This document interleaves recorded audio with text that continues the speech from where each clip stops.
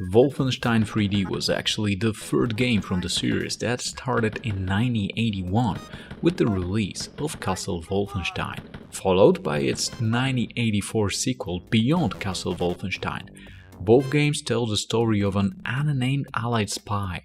In Castle Wolfenstein, he gets captured and is a prisoner in a Nazi castle. His dying cellmate gives him a loaded gun and a chance to not only escape, but also retrieve important enemy documents and bring it to Allied command. Spy manages to get out of the cell and sneaks through the castle, advancing from dungeons to the upper levels. There he finds a secure room and steals secret Nazi war plans and escapes through the courtyard. Beyond Castle Wolfenstein picks up where the original left off. After a daring escape from Castle Wolfenstein, the spy is sent to a top-secret Hitler's bunker where high-ranked officials are planning a secret meeting. The mission is to infiltrate this heavily fortified bunker, plant a bomb near the meeting room, and eliminate the Nazi leadership, including Hitler. Spy sneaks through the basements and reaches the target room where he plants a bomb and blows it up. The mission is successful and most of the Nazis are eliminated, and that includes Hitler. Spy escapes using a distraction caused by an explosion and gets picked up by his contact, Hans Undfuse. Wolfenstein 3D introduces B.J. Blazkowicz, an Allied spy captured by the Nazis and imprisoned deep within the Castle Wolfenstein. B.J.'s journey begins in the lowest, darkest depths of the Castle Wolfenstein, the dungeons. He carefully picks off guards, collects weapons, and finds hidden caches of supplies. As he progresses through the levels, the castle becomes a labyrinth of corridors and secret rooms. B.J. finds pistols, machine guns, and eventually a powerful chain gun, giving himself the firepower he needs to face the growing threats. Finally, B.J. encounters Hans Grosse, a towering Nazi officer armed with dual chain guns. It's a brutal battle, but B.J.'s determination and skill gets him through it. Hans falls, and with his defeat, B.J. escapes Castle Wolfenstein, but his mission has only just begun.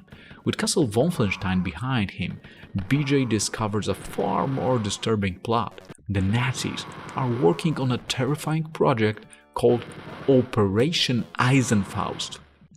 Deep within a hidden lab, they are creating an army of undead super soldiers, grotesque monsters born from twisted science. B.J. knows he has to stop this madness before it's unleashed upon the world. Well, the lab is a nightmarish place, filled with mutated soldiers, dark corridors, and a constant threat of discovery. B.J. fights his way through using every weapon he gathered to take down the abominations that stand in his way. He confronts the mastermind behind all those experiments, that's Dr. Shaps, a twisted scientist armed with a strange gun that can turn even the strongest soldier into a mindless mutant. It's a long, exhausting fight, but B.J. manages to defeat Shaps and put an end to his horrifying experiments, ensuring that undead army will never see the light of the day. Having stopped Nazis' undead army, B.J. sets his sights on the ultimate target, Adolf Hitler himself. He goes deep into Hitler's personal bunker, which is the last stronghold of the Third Reich. This is where the Führer hides, surrounded by his most loyal and heavily armed guards. The bunker is a fortress, with tight corridors, hidden passages, and some of the toughest enemies B.J. has faced yet, and it all leads to an epic showdown with Hitler, who reveals his ultimate weapon, a massive mechanized suit outfit with chain guns. So there you have it, a Mecha Hitler, the final boss who represents the last stand of Nazi regime. The battle is intense with bullets flying and explosions rocking the bunker, but B.J. finally kills Hitler, kicks his head off his remains and spits on his corpse, ironically whispering, "Sieg heil, mother."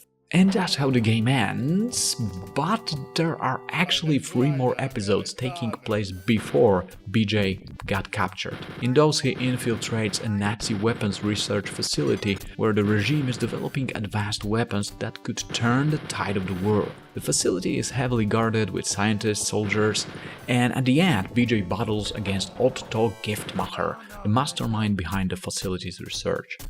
Giftmacher is armed with a rocket launcher, making him a strong opponent, but BJ manages to defeat him.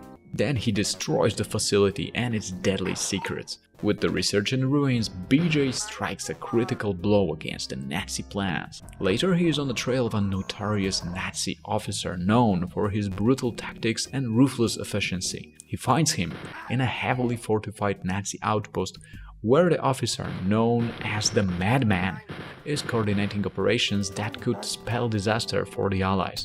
As BJ is approaching the final level, he encounters Gretel Grosse. That's the sister of Hans Grosse, who he will later meet and kill in Castle Wolfenstein. Gretel is every bit as dangerous as her brother. She has a powerful chain guns and a legion of soldiers behind her. But since those are prequel missions, we all know that BJ defeated her, and that actually got him one step closer to uncovering the Madman's true identity. BJ tracks the Madman into his final stronghold, a heavily guarded bunker where the Nazi officer, now revealed as General Fatgeschicht, is preparing his last stand. As always, the bunker is filled with soldiers, officers, and deadly traps. BJ reaches the general and battles him in another epic encounter. He dodges those Nazi rockets and returns fire with everything he has. And in the end, he kills General and prevents a threat of Nazi chemical war. He receives a Medal of Honor, but also is informed about some weird activities around Castle Hollehammer. Something about some grey-skinned berserk soldiers. And that's how the game ends.